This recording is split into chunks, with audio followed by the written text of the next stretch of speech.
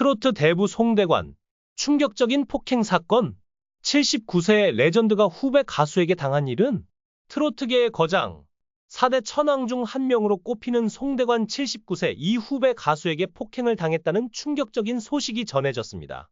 이는 현철의 별세로 깊은 슬픔에 잠겨있던 팬들에게 더욱 큰 충격을 안겼습니다. 특히 송대관의 나이가 많아 작은 폭행조차도 생명을 위협할 수 있는 상황이기에 이 사건은 더욱 논란을 불러일으키고 있습니다. 송대관의 인생은 그 자체로 파란만장했습니다. 1946년 전북 정읍에서 태어난 그는 어려운 환경 속에서 자랐습니다. 그의 할아버지 송영근은 3.1운동 당시 태극기와 독립선언서를 나누며 독립운동에 힘쓰다가 일제보안법을 위반해 큰 고초를 겪은 인물로 알려져 있습니다. 그의 아버지는 한국전쟁 중 실종되었고 송대관은 어머니의 손에 이끌려 어렵게 자라났습니다.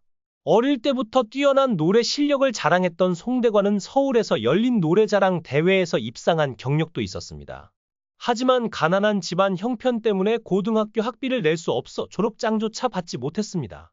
야간 학교에 다니며 신문 배달, 이발소 보조 등 온갖 고된 일을 하며 힘든 학창 시절을 보냈습니다.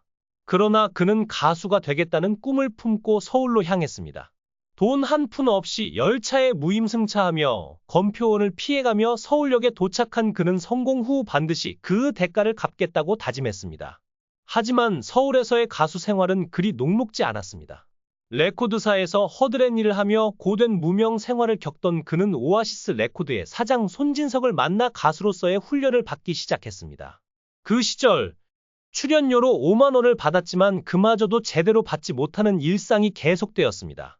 그러던 중 송대관은 나훈아를 보며 자신에게도 언젠가 해 뜰 날이 오기를 바라며 노래를 불렀고 그 곡이 바로 그의 인생을 바꿔놓은 히트곡 해 뜰 날이었습니다. 이 노래로 그는 무명 시절을 끝내고 대중의 사랑을 받기 시작했습니다. 그러나 성공 뒤에는 뜻하지 않은 시련이 찾아왔습니다. 가수로서 정상에 올랐지만 결혼 후 인기가 식어갔고 극장 리사이틀이 내리막길을 걷기 시작하며 생계가 어려워졌습니다. 결국 그는 잠실에서 분식집을 운영하게 되었고 만삭인 아내가 배달통을 들고 배달하는 모습을 보며 안타까움을 느낀 송대관은 처가가 있는 미국으로 떠나기로 결심했습니다. 미국에서의 초기 생활은 녹록지 않았습니다. 송대관이 직장이 없던 당시 일본 유학을 다녀와 러시아어에 능통한 그의 아내가 일식집에서 아르바이트를 하며 생계를 책임졌습니다. 독립운동 유공자의 후손이 기모노를 입고 일하는 아내의 모습에 송대관은 한심함을 느끼며 이를 계기로 정신을 차리고 일을 시작했다고 고백했습니다. 그 후 그는 샌드위치 전문점과 여러 슈퍼마켓을 운영하며 버지니아에서 쇼핑몰을 구입, 큰 돈을 벌며 생활을 안정시켰습니다.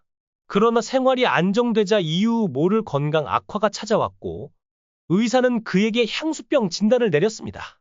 결국 그는 한국으로 돌아왔고 귀국 후 6년 동안 어머니와 단칸방에서 함께 지냈습니다. 한여름에는 더위에 지쳐 마치 시체처럼 누워만 있었다고 회상하기도 했습니다. 그가 다시 대중 앞에 서게 된 계기는 그의 히트곡 차표 한 장이었습니다. 이 노래로 송대관은 무임승차의 기억을 떠올리며 서울역을 찾아가 그 당시 탔던 승차권 값의 몇 배에 해당하는 돈을 돌려주기도 했습니다. 그 후 삼성동에 5층짜리 건물을 짓고 임대업을 시작하며 안정적인 노후를 꿈꿨으나 외환 위기로 전세금 반환 소송에 휘말리며 건물은 결국 부도나 은행에 넘어가고 말았습니다. 그 결과 아내와 두 아들은 미국으로 떠났고 송대관은 혼자 마포의 원룸에서 지내게 되었습니다. 1998년 다시 한번 그의 인생의 기적이 찾아옵니다. 네 박자 가 데이트를 치며 그는 한남동에 집을 마련하고 안정적인 생활을 되찾았습니다. 그러나 또 한 번의 시련이 그를 찾아왔습니다. 아내가 부동산 사업 실패로 280억 원의 빚을 지게 된 것입니다. 송대관은 2013년 사기 사건에 휘말렸지만 2년 뒤 무죄 판결을 받았습니다.